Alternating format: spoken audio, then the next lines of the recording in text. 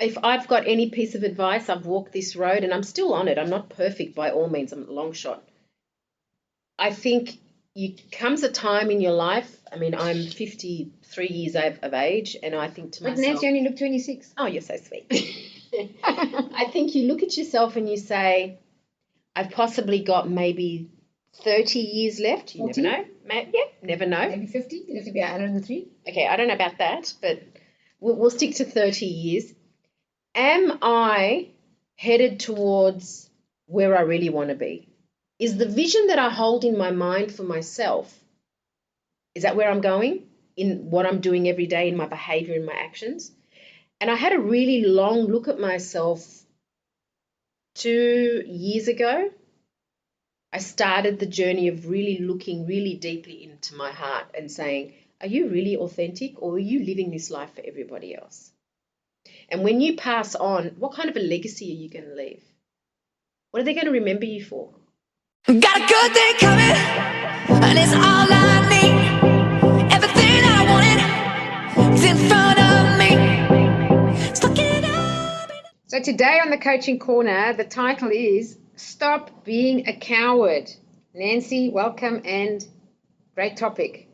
Absolutely. Good morning, Jay, and hello, everybody. Thanks for joining us for another. Sorry, hold on before you begin. Please notice Nancy's mug. Put it to the camera, Nancy. Show them the name. Yeah, and this is isn't this cute? Nancy ordered us these Coaching Corner mugs. I love them. All right, sorry, Nancy, carry on. So yeah, we've got another topic today that I think may trigger a few people. I love talking about these topics. I think it's a great opportunity to dive deep into some more healing. And the reason why we have chosen, I mean, look, stop being a coward. I mean, that's pretty straightforward, huh? I think you like being pretty straightforward, huh? I do.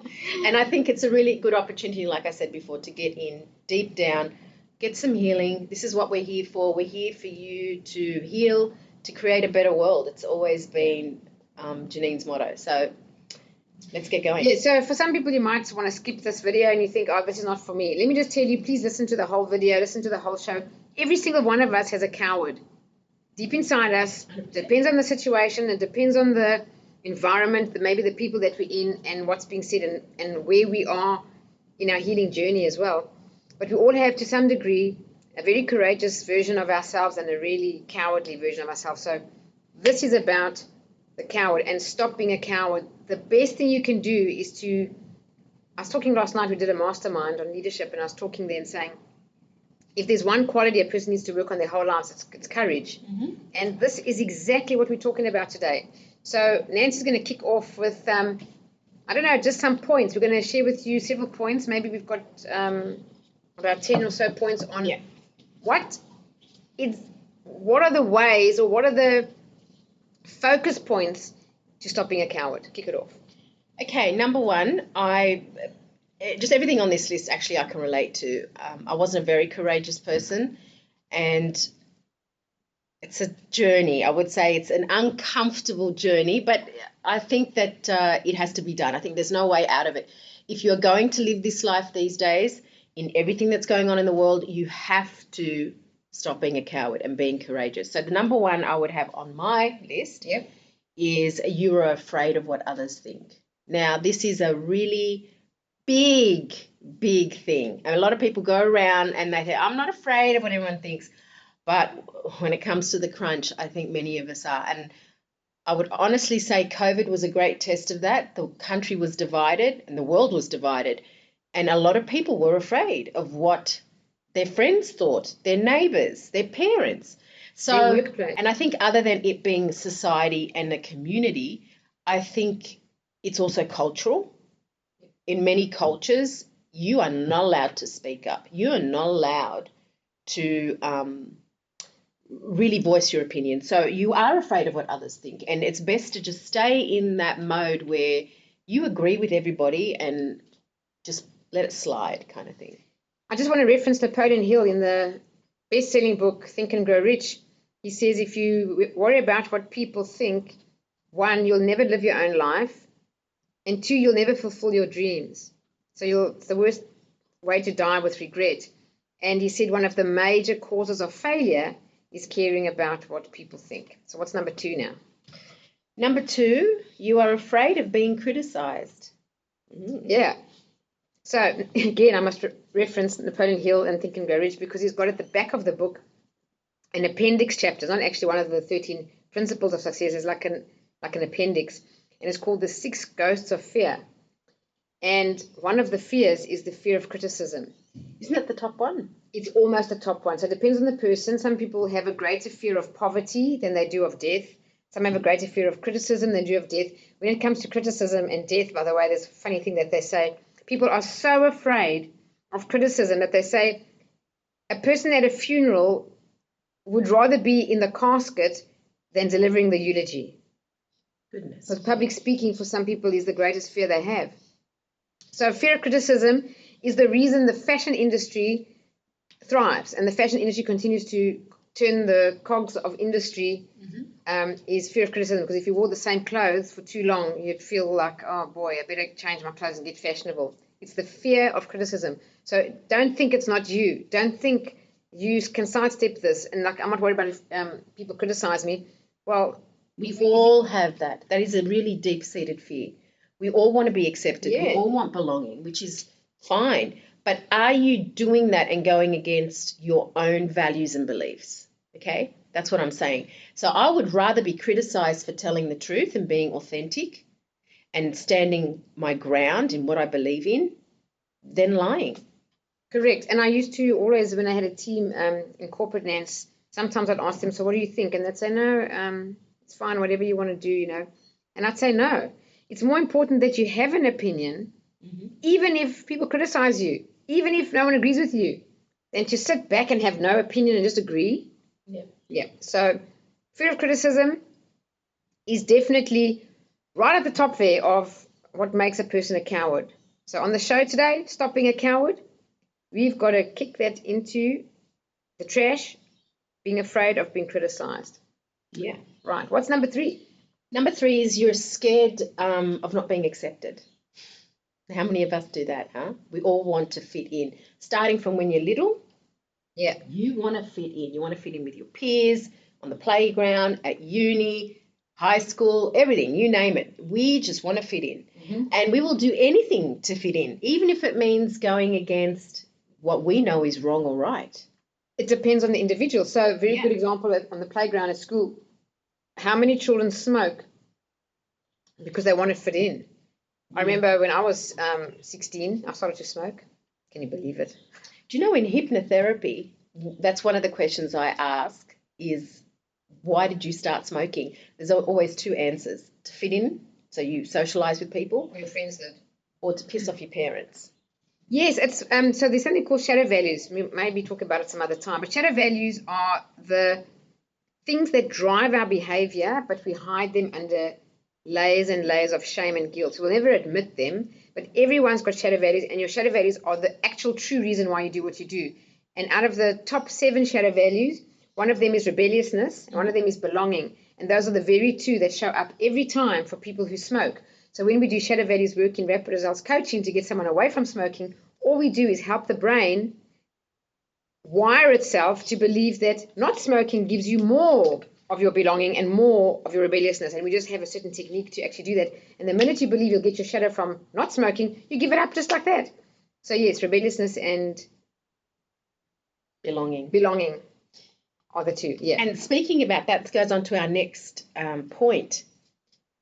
Most of us, can be cowards because we do not speak our truth. So in that instance, if you just speak your truth and say, no, I don't want to do this, it's not my thing, or tell your parents, for example, if you're smoking because you want to be rebellious, no.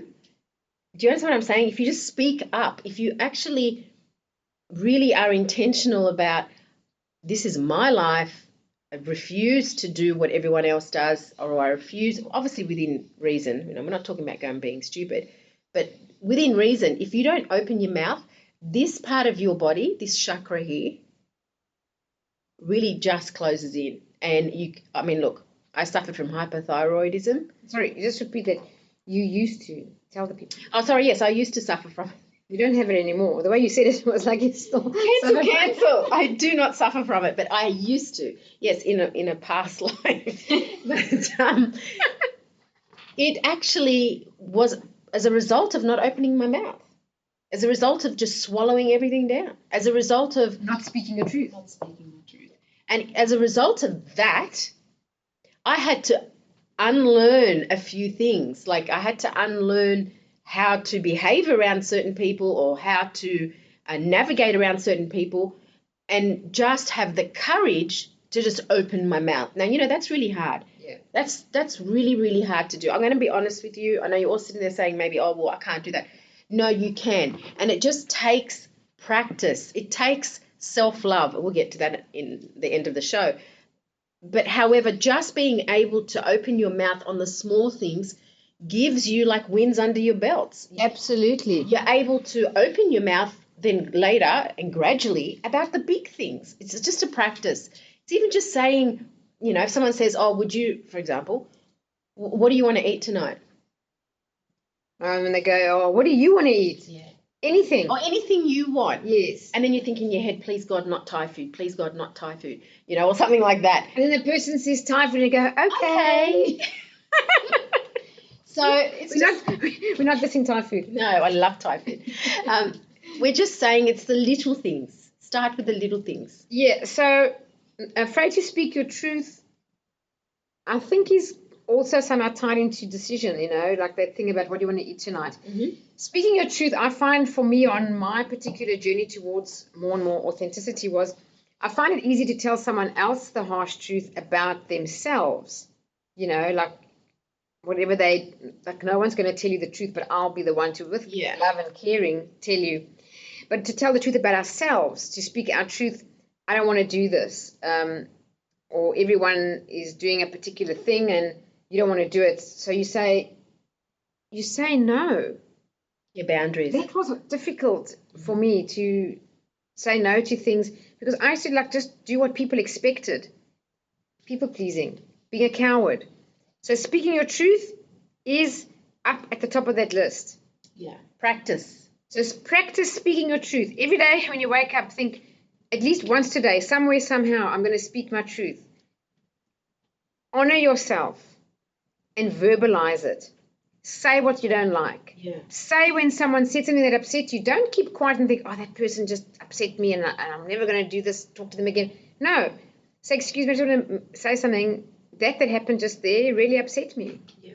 So speak your truth. If it's in your relationships, this is what will make or break relationships. If you're not speaking your truth in relationships, you're going to fall out of relationship with that person. Mm-hmm. It's a matter of time. And there's nothing worse than two people in a relationship both not speaking the truth. They're living both false lives. That's also not going to last. Very inauthentic relationship. Well, going on about authenticity, that's the next one, that you're afraid to be authentic. And it ties in with, number 6, where you want to belong regardless. We want to belong at the core of our being. As human beings? Yeah, we want to belong.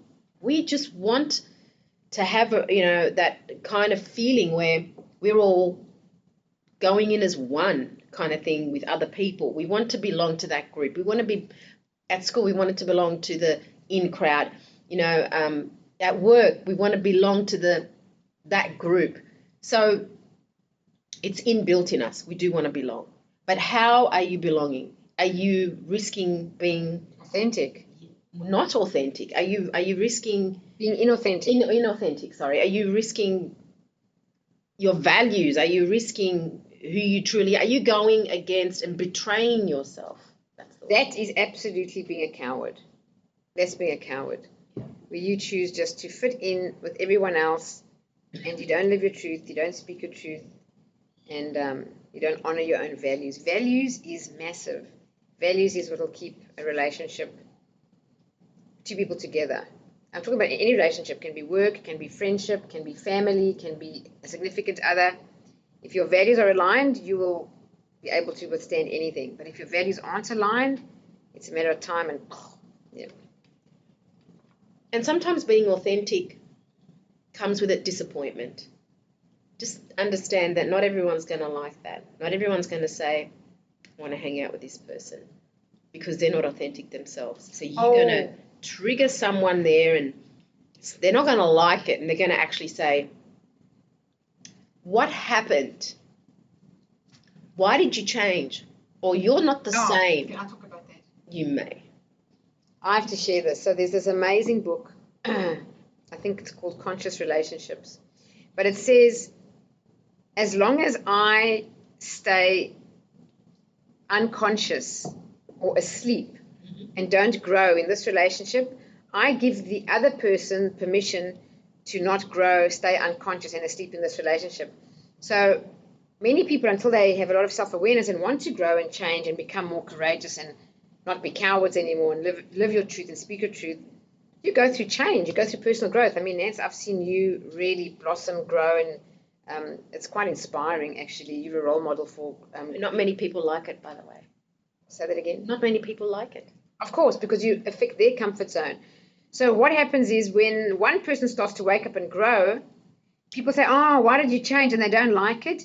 Is because now you do not give them permission to stay the same either. Yeah. You are changing and growing and waking up and being more authentic, and you now want that in other people as well. They say when it comes to authenticity, I think it's Brené Brown who said, authenticity is the one quality we look to see in another person first, but it's the last thing we want other people to see in us. 100%. And do you know that it is the highest vibration? Yes, higher than love. Higher than love, authenticity. I mean, you see the world that we live in today.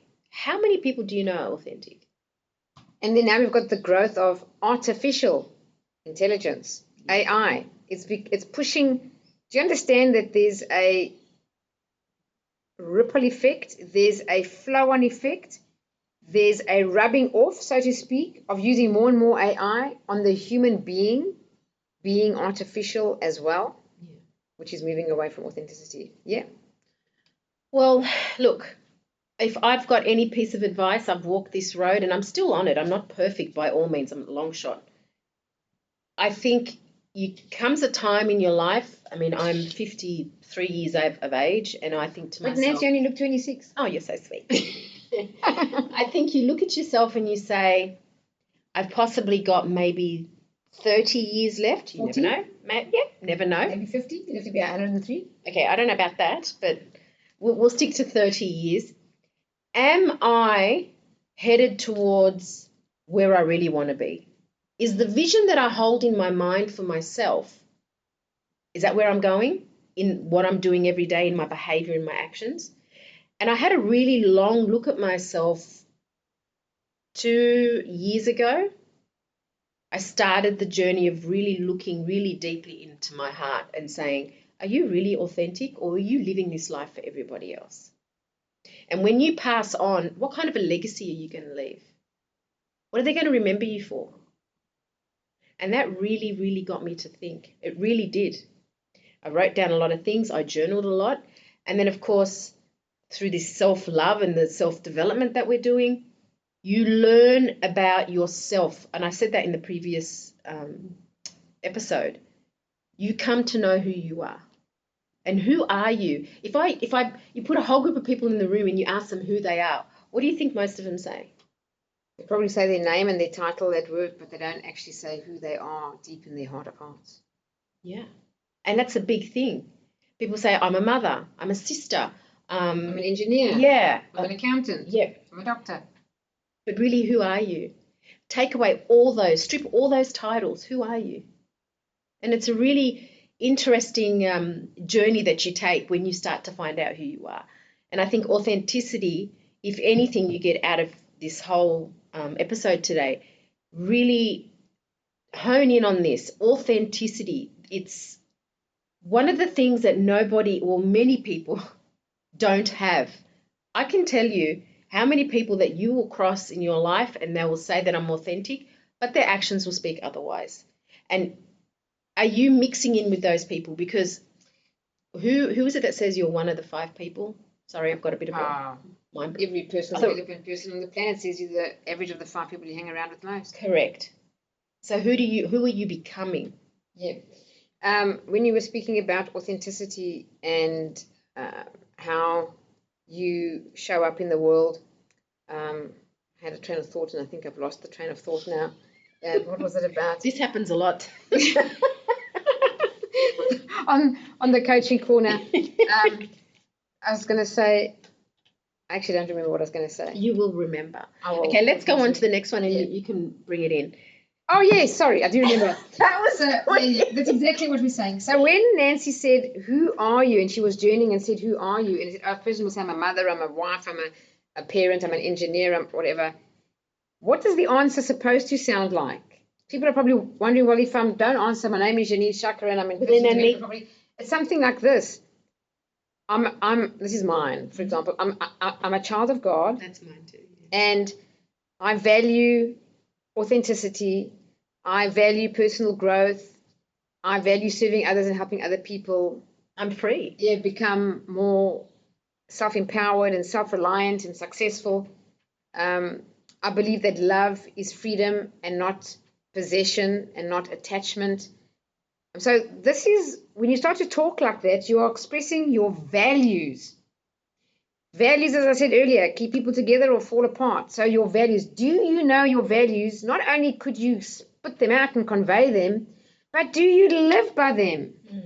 So if a person says, I live by, one of my values is authenticity, then you can't be inauthentic. And you can't be hanging around people who are inauthentic and two-faced and say one thing behind your back and say another to your face. That is not in alignment. And you can't talk about it. How many times have we said, oh, we want to talk about this subject when we were on the radio even? And I say, I can't talk about that because there's no authenticity there for me just yet. I haven't gotten to that stage. That's being authentic. That's saying, I'm not going to devalue my values, because in a sense you are when you say, I'm going to pretend or I'm going to lie, so to speak. So the whole thing is to be so authentic that you're even authentic with yourself. I mean, I look at myself in the mirror every day and say, how can I be more authentic? What steps do I need to take to be more authentic? What courage do I need?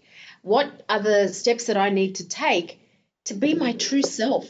Because you are a child of God, whether you believe in God or not.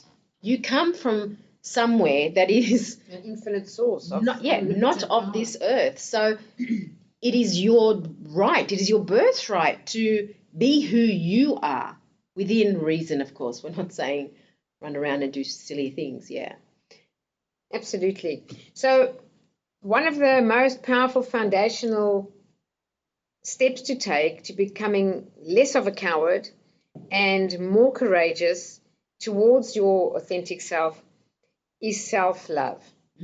So self-love is where it begins and ends. Maybe you want to talk a little bit about self-love. And we run workshops, Nancy and I, called Love Yourself, Heal Your Life. Because it is through healing.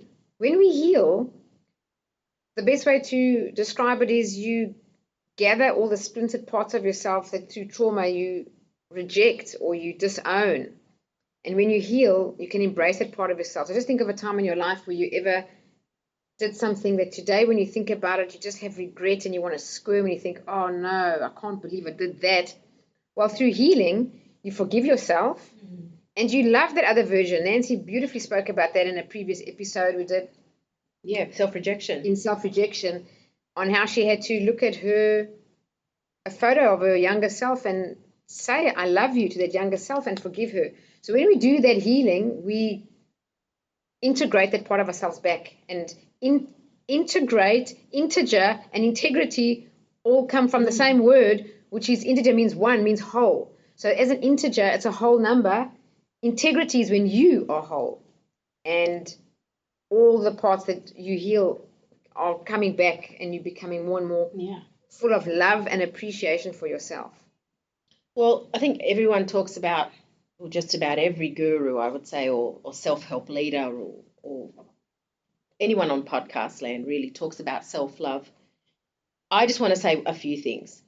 As someone who has done the journey over the last 3 years of self-love, I think I've discovered most of all, it's a journey, okay? You can't get to A to Z overnight, a month, 2 months.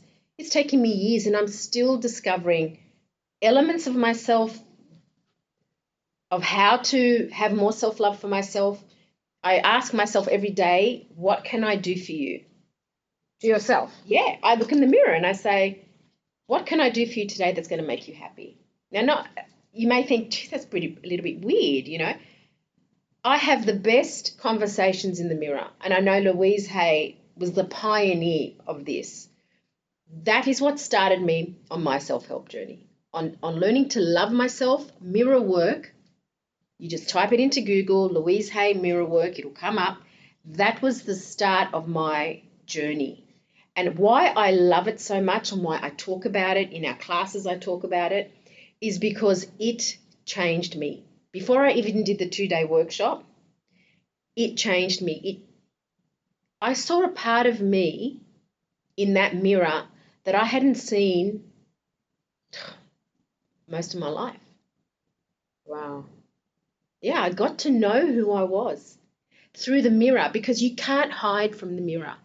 You cannot pretend in the mirror. It's confronting, yet it's so powerful. I think sometimes you can pretend in the mirror when you're not doing proper mirror work. So sometimes you can, like for years, you can look in the mirror, you fix up your hair, and you look at yourself and you leave, No, right? doing this work, you can't pretend. But what we're talking about when we talk about mirror work, the Louise Hay way, you look into your own eyes in the mirror and you say your name. So you say, Janine, I really, really love you. And some people cringe at that thought, or they think, I did the first time. So Nancy said she cringed. Didn't you cringe? I'm just giving an example here. I don't remember. And then if it's uncomfortable, then Louise Hay says you've got to say, I'm willing to learn to like you over and over again to the mirror until eventually that becomes more comfortable. Then you can say, I'm willing to learn to love you. And then you just say, I'm willing to love you. And then you go to, I love you. I really, really love you. So that's the journey. Yeah, so it is a very powerful process. I started doing that. I recommend it to all my coaching clients. We do it 2-3 times a year. Okay, what do we do 2-3 times a year? Be specific. We do mirror work, the 21-day challenge, and it's called on Hay House Australia and Hay House America. It is the mirror work. It's a video course. Is this correct? It's a video course. Hay House are updating it now, but I just went to grab the book. This is the book, Mirror Work, 21 Days to Heal Your Life. We really recommend that. So that's what Nancy means when she says we do it 2-3 times a year. And I do it mainly when I feel like I'm not feeling okay. I've been, say, for instance, I've been very much triggered. Something's happened. I go to the mirror. I stop what I'm doing, or I finish what I'm doing. I go into my room, go to my mirror, and I just ask myself in the mirror. I really look deep into my eyes, find the child you. It's there, the inner child. And I ask, what's going on? And I can tell you, I've had breakthrough moments. I've cried in the mirror. I've sobbed. I've looked in the mirror, and there are some days that I force myself because I can't look in the mirror. There's a part of me, because we all have parts, that doesn't like what she sees. Who is she? And why is she here? And a lot of journaling happens. Self-love is an inward look at all parts of you, and then learning to accept them, learning to honor what you need, learning to put in boundaries, learning to love yourself so completely, because I can tell you from now, you cannot be in a relationship with anyone. You cannot say, I mean, I'd do anything for my children, but can I tell you, when I learned to love myself properly, my love for everything changed. All my surroundings changed. It was like amplified. Wow. Because I learned to love myself first. Yeah. So that's really about stop being a coward. I'm going to rattle off a couple of points. I made some notes because Nancy was giving all this wisdom. So don't be afraid of what others think.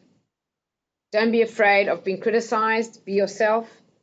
Don't be afraid of not being accepted. Just be true to yourself, and the ones that resonate with you will accept you, and the ones that don't resonate with you won't accept you. And you know what? That's perfect.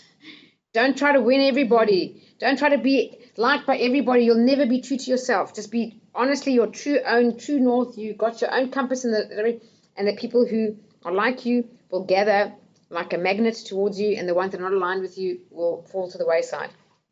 And that's not a bad thing. Be willing to speak your truth. Be courageous to speak your truth. Don't be afraid of being authentic. You want to belong? Well, don't be too attached to belonging to the crowd everywhere. Be willing to be yourself. Be willing to stand out. Be willing to stand out, and you will find your own crowd there and your own belonging. Yeah, don't be afraid to stand out. Do not be a people pleaser. It's one of the worst inflictions on the planet. And we generally do that, so we do belong. Correct. So again, you're going against your values. Betrayal of self is the greatest betrayal of all. It's the worst thing ever. It's the worst thing. And it's when you finally come to who you are and own who you are, it's almost like you're coming home. Yeah. And then one of the last points I want to mention is be willing to disappoint. In the wonderful book by Cheryl Richardson called Extreme Self-Care, there's an assignment in there in the very beginning of the book where you need to intentionally and deliberately disappoint a person every day for a minimum of 30 days until you become immune to disappointing other people, because only then will you be true to yourself. It's not easy. Otherwise, I mean, sometimes can you do this? Yes, I can do that. Can we do it? Yes, I'll do it. Yes. People, please. You don't want to disappoint people. You cannot be authentic. People who are people pleasers are cowards. People who are not authentic are cowards. So this is a very confrontational way of speaking. But if we don't say it this way, people don't wake up. And then on the last note, as Nancy was saying, love yourself. The journey, if you want help, go and grab this book, Mirror Work 21-Day Challenge, 21 days to heal your life and love yourself. Otherwise, from the Coaching Corner, I'm saying everything I have to say. Thank you so much for listening, and we'll see you next week on the Coaching Corner. I just want to show these beautiful mugs that Nancy got us. She's laughing. All right, everyone. We'll see you next time on the Coaching Corner. Bye-bye. Bye-bye.